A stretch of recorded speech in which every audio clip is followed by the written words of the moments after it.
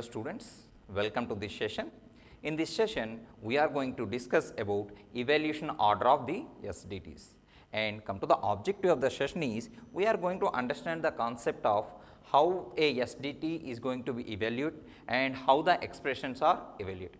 Depend upon the evaluation order, the output may be varies. Come to the, so what is a SDT scheme? As we discussed in the previous session, so a SDT scheme is evaluate the order of the semantic rules what we are attached to the given production rules of the grammar.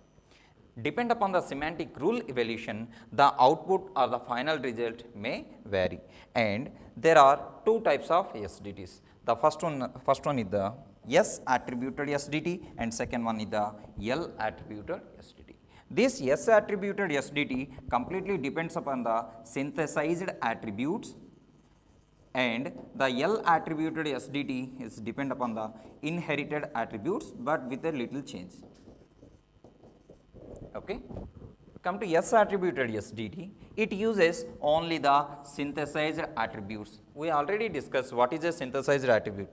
For example, if A tends to BC, here A is the parent one for the B comma C, where A is the parent attribute for the BC, which are the child attributes. So this A value is completely depend upon the values of B comma C.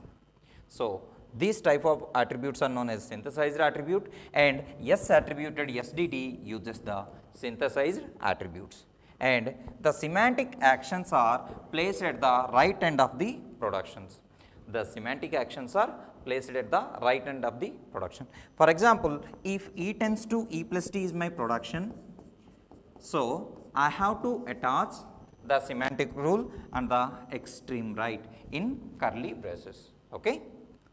For example, A tends to B plus C, this is my given production rule. So I attached the particular semantic rule in the right of the production, and which indicates that A value is depend upon B value plus C value. So I have to find what is the B value, then what is the C value, then I have to perform the addition operation, and such result is now transferred to A value. Okay. Come to the second example, it is simply A tends to A. So which indicates that after calculating the A dot L value, here L value indicates the lexical value, so which is assigned to the A value. So the A value is, A dot lexical value is directly assigned to the A value. Okay. Here A value, capital A is the parent attribute and small a is the child attribute. So next, moreover, it is also known as postfix SDT, and the attributes are evaluated during the BUP. BUP stands for the bottom up parsing. Come to L attributed SDT. Now we are going to discuss about what is a L attributed SDT. So it uses the synthesized attributes or inherited attributes. So it may consist of both synthesized and inherited attributes, but it inherits only from the left hand side only, which indicates if the expression is like A tends to capital B, C, D. So B, C, D are the child of capital A, so A is the parent one.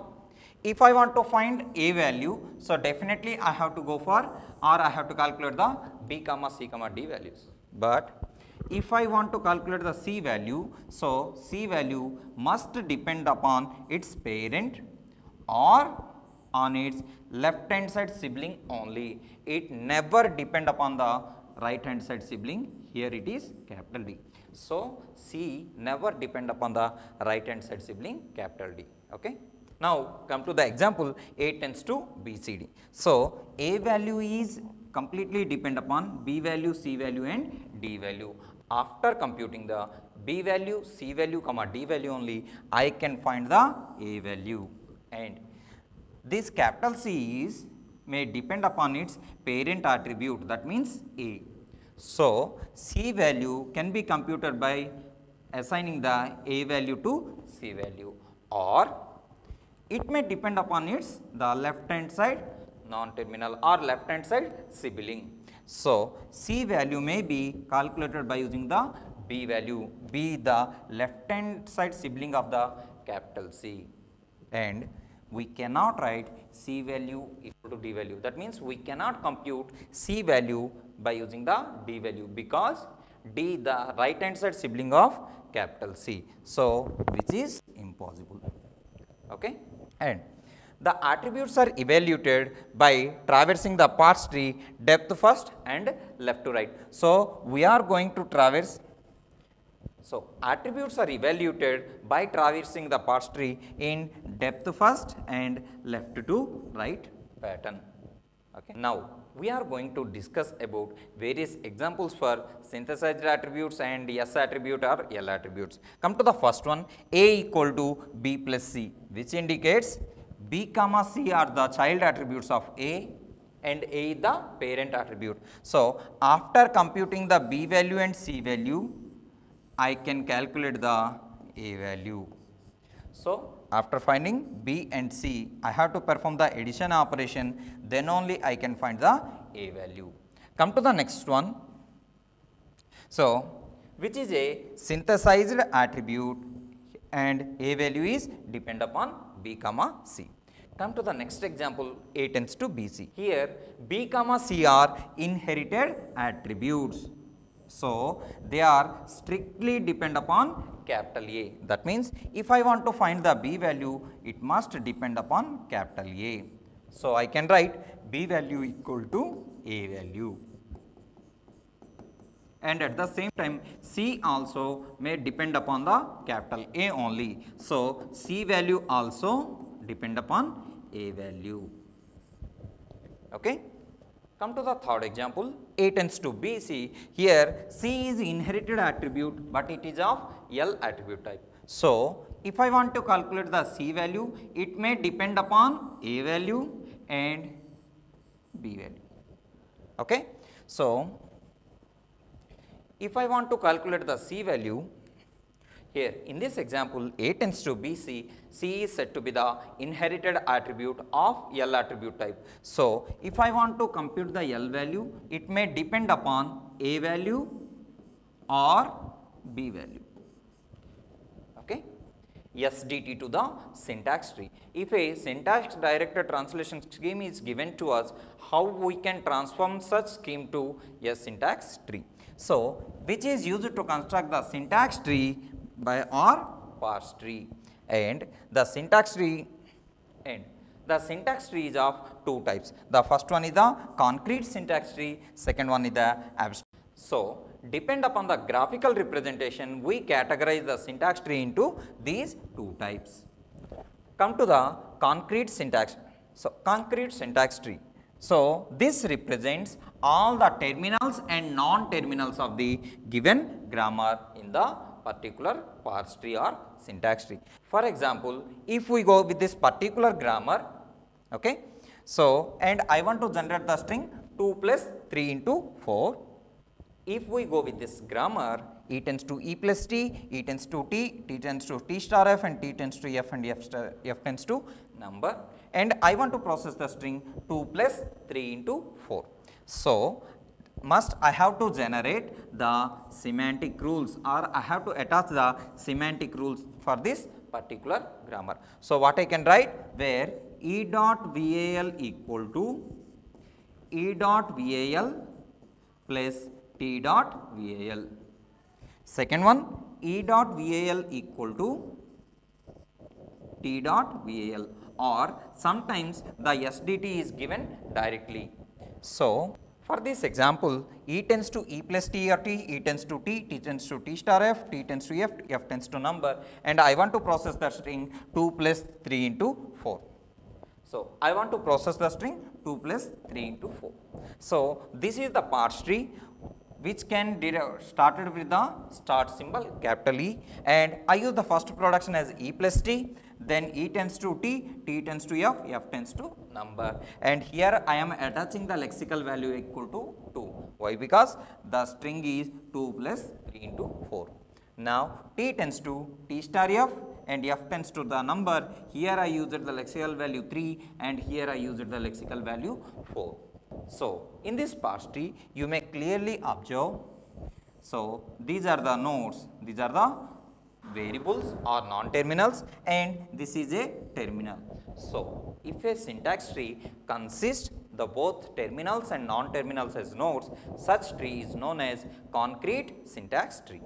Come to the abstract syntax tree, which represents only terminals. We are not going to represent any non-terminal or variable. For the same example and for the same process string, I want to represent it using a abstract syntax tree. So, simply I am using number, so this is a terminal, or this 2 is the lexical value and I used the node as plus. So, simply I am going to perform the addition operation and number 3 is the lexical value, 4 is the lexical value. I want to perform the multiplication operation between 3 and 4, then it is computed with the plus operation. So, 3 into 4 equal to 12, then 2 plus 12 equal to 14. So, this type of representation is known as abstract syntax tree.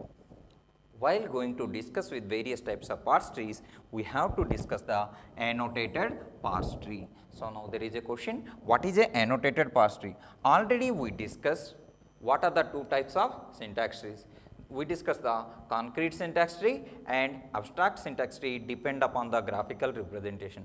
Now, we are going to deal with this annotated parse tree. So, what is the annotated parse tree? In a parse tree, at each node, if we represent the attributes, then such tree is known as annotated parse tree. So, we are going to discuss this with a clear example.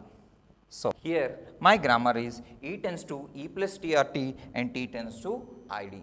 So, if I want to represent the same thing using the syntax tree, so E tends to E plus T, T tends to ID, E tends to T and T tends to ID. We can call this is a syntax tree or concrete syntax tree. Now, come to the second type, that is the abstract syntax tree. We are not going to represent all the variables.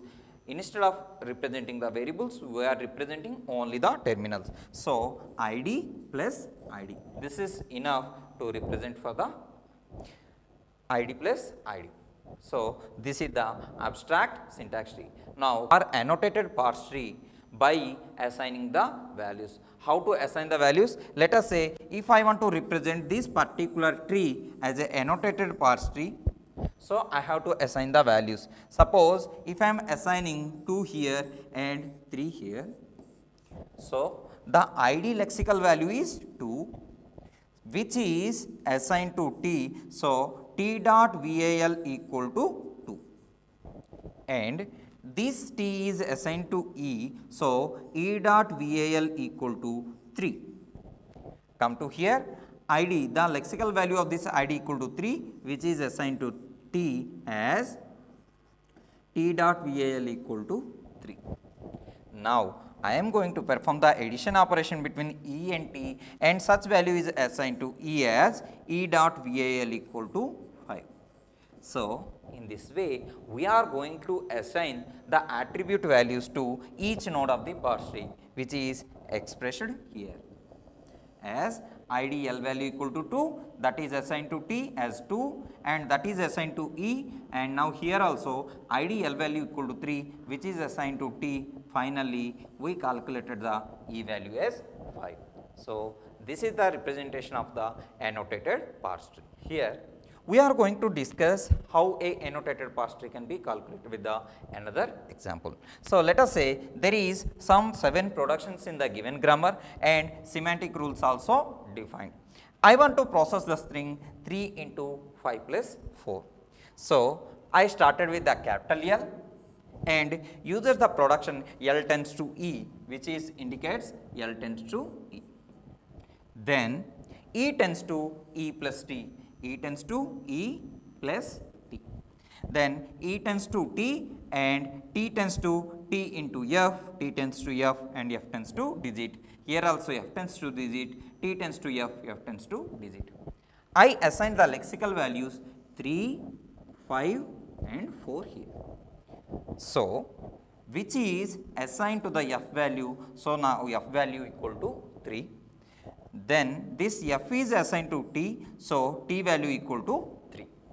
Then here lexical value equal to 5, so which is assigned to f, so f value equal to 5. Now perform the multiplication operation, so 3 into 5 equal to 15. Then come to here, this 15 is assigned to capital E. That means here the t value is assigned to capital E, so capital E value equal to 15. So you may ask it out, can I apply 15 plus t value operation? We can't. Why? Because until now we don't know what is the t value. So come to here, so here the digital lexical value is 4. So which is assigned to f, so f value equal to 4. Now it is assigned to t, so t value also 4. Now we are going to apply the operation E plus t. So here E value equal to 15 and t value equal to 4. So 15 plus 4 equal to 19, which is assigned to capital E like this. So this 19 is assigned to capital E. So 19 value, so capital E value equal to 19 and which is assigned to L, so L value also 19. So this is the way of representation the annotated parse tree. What are the evaluation order of SDDs? So there are 3 types of evaluation order of SDDs. The first one is the dependency graph, second one is S attribute definitions, and third one is L attributed definitions. In the next slides, we are going to discuss these things very briefly. Come to the first one, it is a dependency graph. It represents the flow of information with some notations or arrow marks between the nodes or attributes. Okay? So how the data, how the information is flow between various nodes, how the data or information flows between one node to another node. It is represented with some arrow marks and such notation is known as dependency graph. So for a annotated parse tree, if you are using some data flow information or data flow indication with some arrow marks, that such thing is known as dependency graph, and it determines the evaluation order of the attributes. How the attributes are going to be evaluated, it is represented with the dependency graph, and annotated parse tree shows the values only, but dependency graph determines how the values are computed. Okay? With the help of this example, we are going to display how a dependency graph will be work. So here my data, here my grammar is E tends to E plus TRT and T tends to ID, and I want to process the string ID plus ID. Definitely for this grammar we have to write the semantic rules as E tends to E plus T. So the rule is E dot VAL equal to E dot VAL plus T dot VAL, and E tends to T.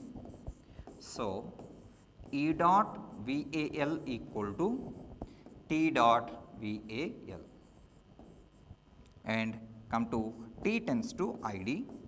So T dot VAL equal to L dot VAL.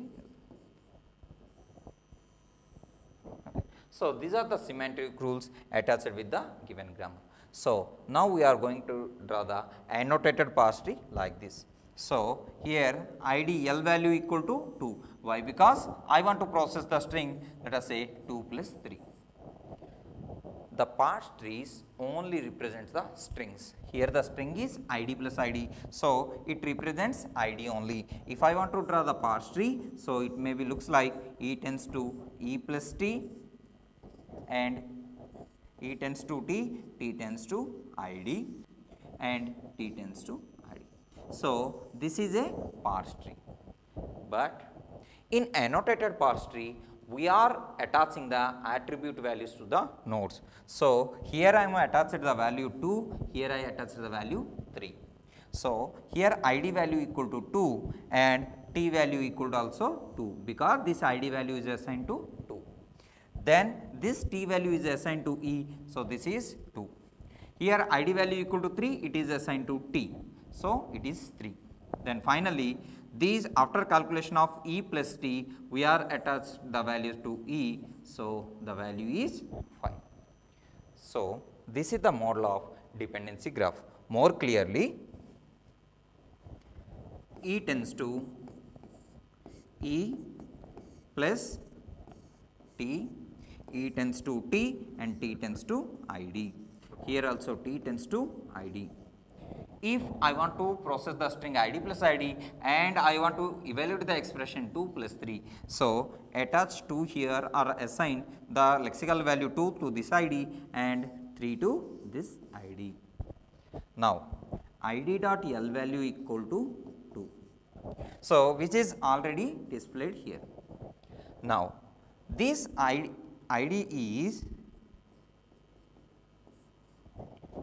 this ID value is transferred to T when there is a performance of, when there is a reduction operation is performed, this ID value is transferred to T. So now T value equal to 2. Then again when there is a reduction operation, the E value is now 2. That means the value of T attribute is assigned to capital E. Now come to here, here the lexical value equal to 3, then when there is a reduction operation is performed, so now T value equal to also 3. That means this value is assigned to capital T. Then after evaluating 2 plus 3, this is reduced to capital E and E value equal to 5. So this is the representation of the dependency graph. So you can find the difference between annotated parse tree and dependency graph. In annotated parse tree, we represent only the values. In annotated parse tree, we represent only the attribute values at every node, but in the dependency graph, we show how the information is passing between the nodes. Okay? Come to S attributed definition and L attributed definitions. Already we studied what is a S attributed definition and L attributed definition. If it is a S attributed definition, it completely depends upon the synthesized attributes. That means the parent attribute is completely dependent upon the child attributes. When come to L attributed definitions, the child attribute may depend upon its parent or left hand side sibling. It is some portion of the inherited attributes. Okay, and the evaluation of SDT and L, the evaluation of S attributed definition and L attributed also represented using some types of dependency graph, what we are going to discuss in the next session. So now come to here, we discuss what is a SDT scheme and what is the evaluation order of SDT scheme, and also we discuss what are the various types of SDTs, the L attributed SDT and S attributed SDT. After that, evaluation order of SDT. So there are 3 types of evaluation order of SDTs. First one is the dependency graph, second one is S attributed definition, and third one is L attributed definitions. Thank you.